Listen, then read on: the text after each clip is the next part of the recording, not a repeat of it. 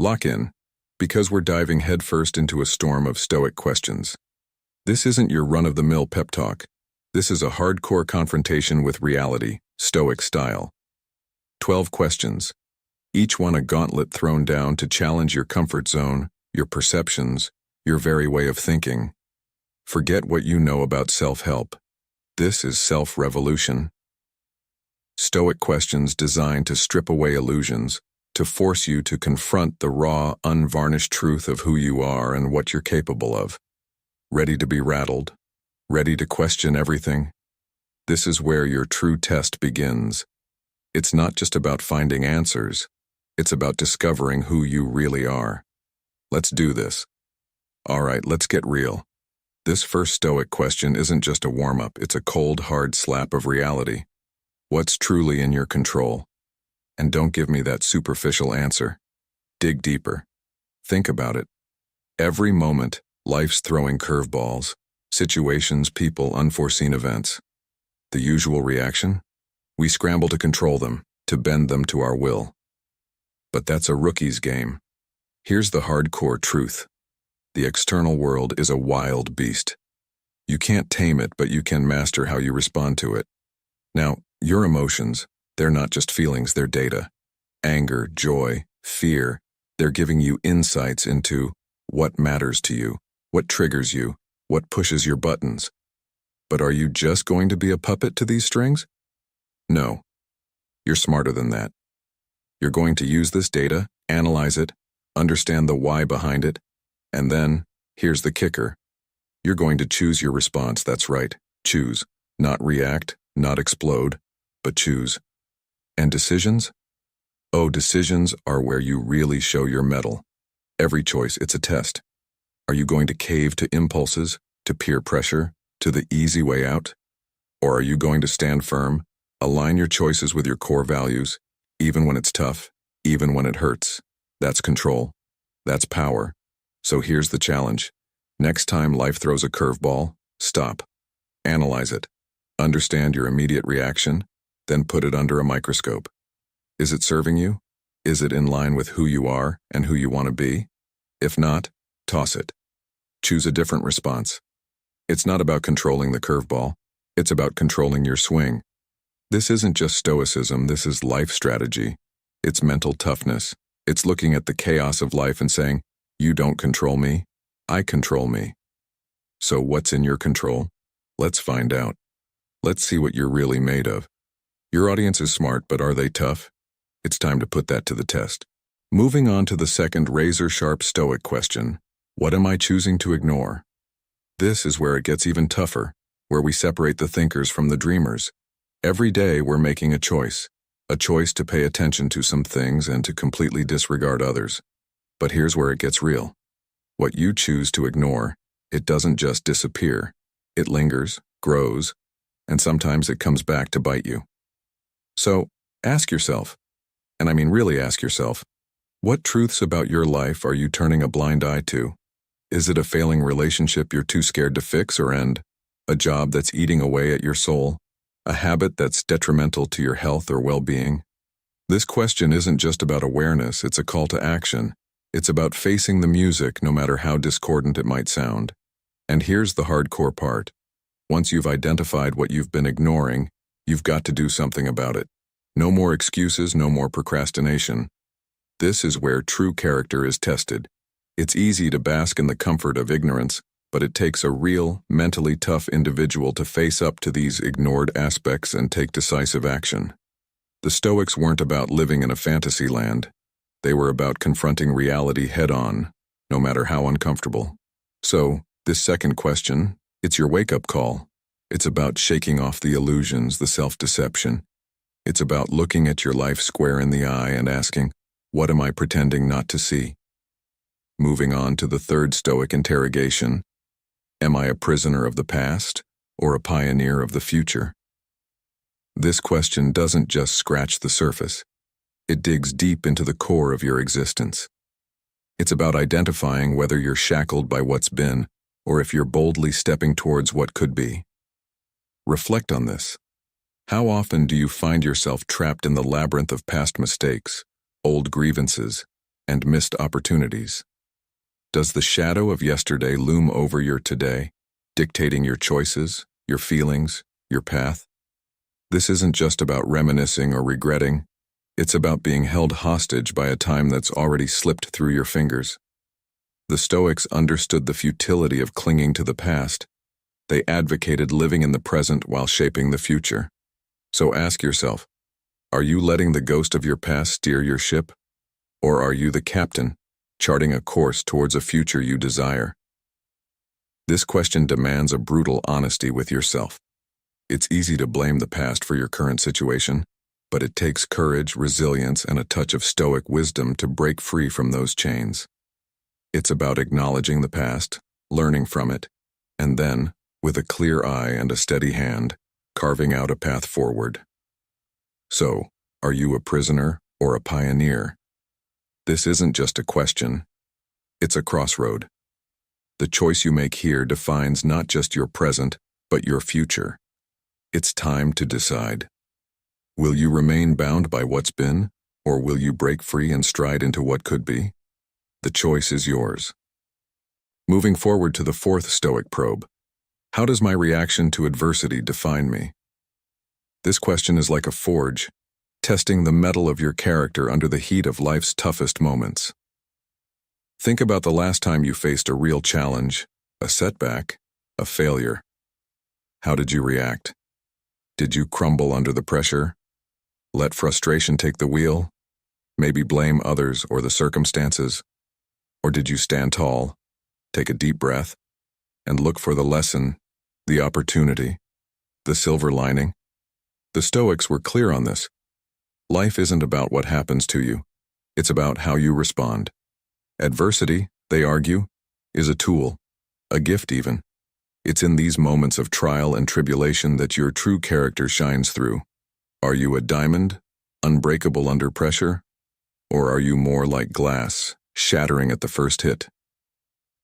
This isn't just about being tough. It's about being wise, resilient, adaptable. It's about embracing adversity as a chance to grow, to evolve, to become a better version of yourself. Remember, the most beautiful and sturdy swords are those forged in the hottest fires. So, as you face life's hurdles, ask yourself, how is my reaction right now shaping the person I am becoming? This question isn't just a reflection, it's a direction. It guides you not just to endure adversity, but to use it, to mold it into something valuable. It's about transforming every why me into try me. This fourth question is a call to redefine your relationship with adversity. It's about not just surviving the storm, but learning to dance in the rain. So, how will you respond next time adversity knocks on your door? The answer to this question could very well be the defining chapter of your life story. Let's hit the fifth, Stoic fastball. Are you chasing comfort or charging towards growth? This is no gentle nudge. It's a wake-up call, a challenge thrown right in your face.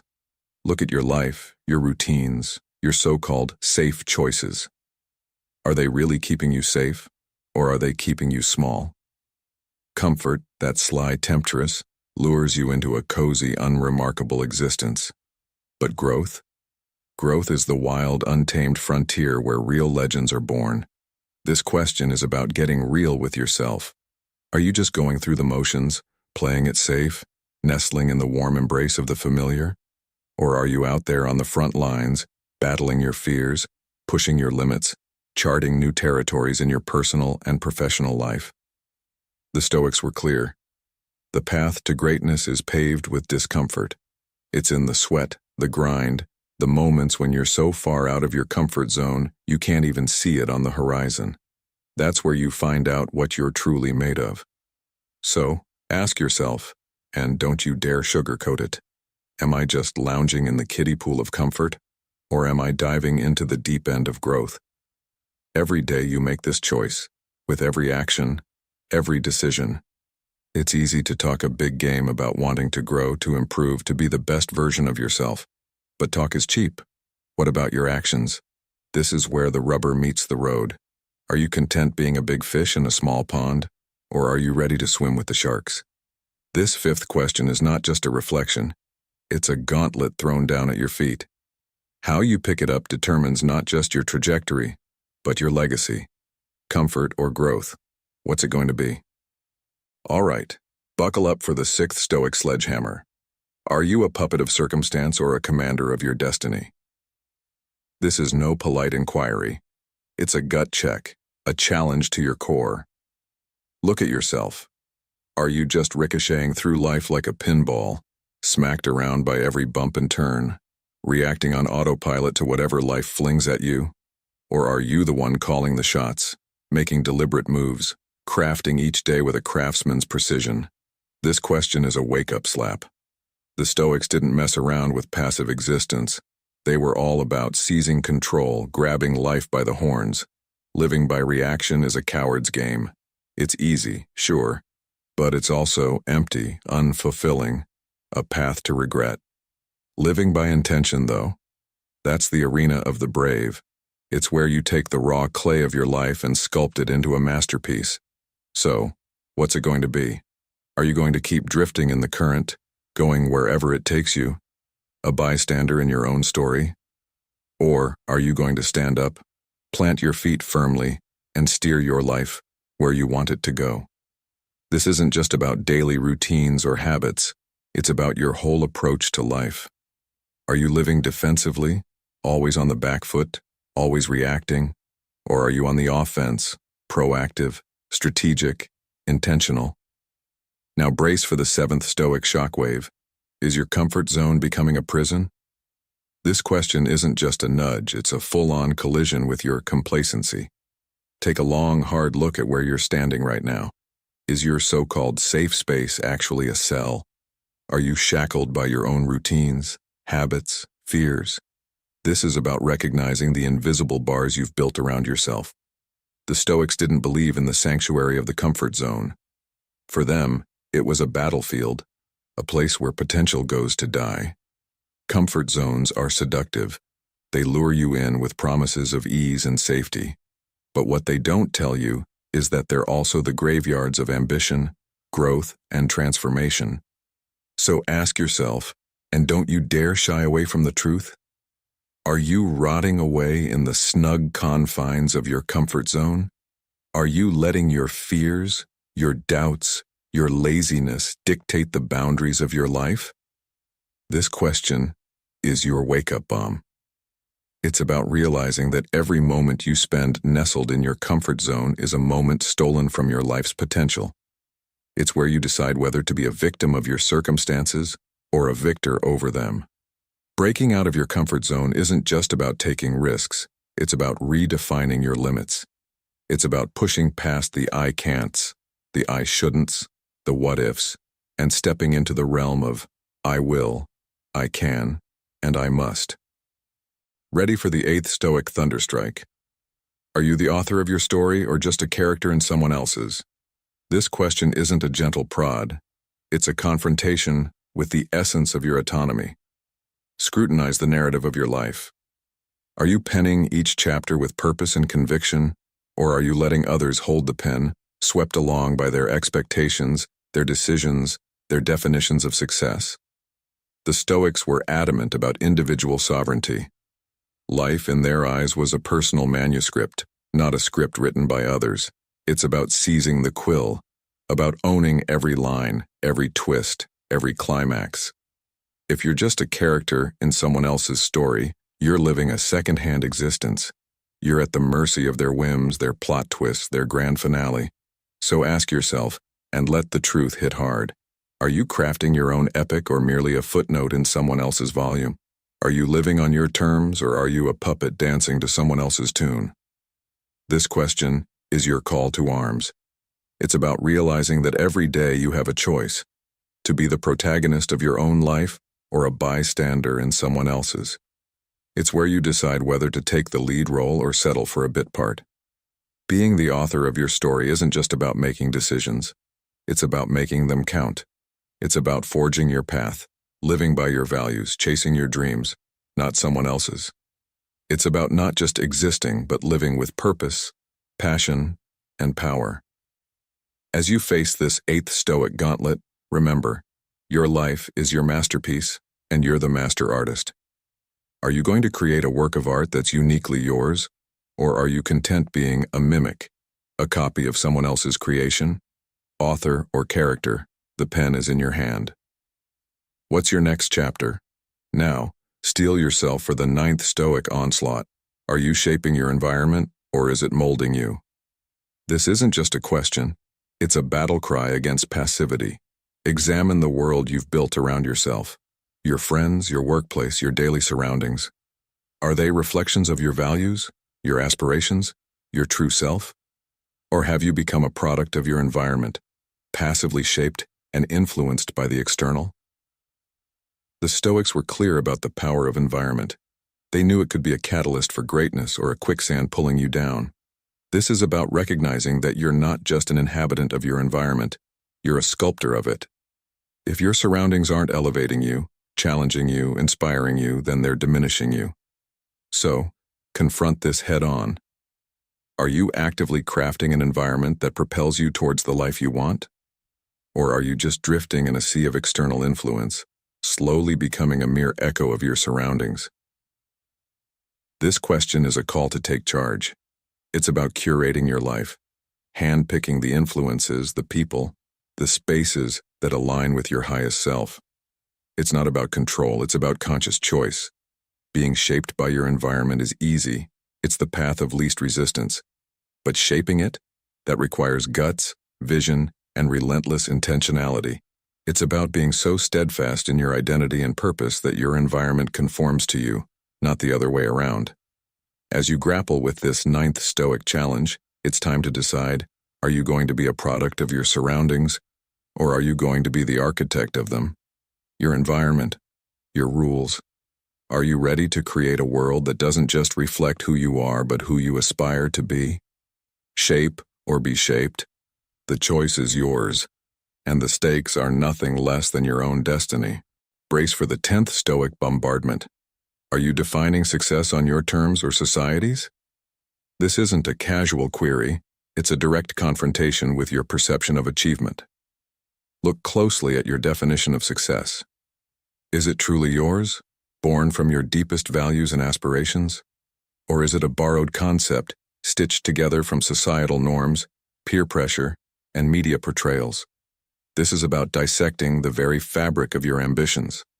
The Stoics were relentless in their pursuit of personal authenticity. They scoffed at the idea of chasing externally imposed benchmarks of success. For them, true success was about inner harmony, living in accordance with one's virtues and values, not accumulating trophies handed out by society. So, face this with unyielding honesty. Are your goals and achievements genuinely reflective of who you are? Or are they just a mimicry of what you've been told to value? Are you climbing a ladder only to find it's leaning against the wrong wall? This question demands a radical reassessment of your life's direction. It's easy to follow the crowd, to chase the glittering allure of conventional success. But is it fulfilling? Does it resonate with the core of who you are? Redefining success on your terms isn't just an act of rebellion, it's an act of liberation. It's about breaking free from the shackles of societal expectations and scripting your own narrative of accomplishment. As you tackle this 10th Stoic gauntlet, remember, success is not a one-size-fits-all. It's as unique as your fingerprint, as personal as your dreams. Are you ready to claim your version of success, or will you continue to chase shadows? Define or be defined. The pen is in your hand, and the page is waiting. What does success look like for you? Now gear up for the 11th Stoic assault. Are you mastering your mind, or is it enslaving you? This question isn't a gentle tap on the shoulder. It's a sledgehammer to your mental chains. Take a ruthless inventory of your thoughts. Are they your loyal servants, aiding you in your quest for greatness, or are they treacherous tyrants dragging you into the abyss of doubt, fear, and negativity? This is about confronting the dictatorship of the uncontrolled mind. The Stoics weren't about letting the mind roam wild. They knew the untamed mind was a dangerous master, capable of creating a prison from which escape seems impossible. Mastering your mind means seizing control of your thoughts, emotions, and reactions. It's about not being a victim of your mental whims, but a commander of your cognitive realm. So ask yourself, and let the truth sting. Are you at the mercy of every passing thought, every fleeting emotion, every whimsical impulse? Or are you the sovereign of your mental territory, dictating what enters and what stays? This question calls for a relentless introspection. It's easy to be swayed by the ebb and flow of thoughts, to be a puppet on the strings of your unbridled mind. But is that the hallmark of strength, of wisdom, of mastery? Absolutely not. Taking charge of your mind means training it like a muscle, sharpening it like a blade. It's about cultivating focus, resilience, and clarity. It's about building a fortress of mental fortitude that stands unshaken in the face of life's tempests. Prepare for the final Stoic showdown, the 12th question. Are you living as if today were your last? This isn't a quaint philosophical musing.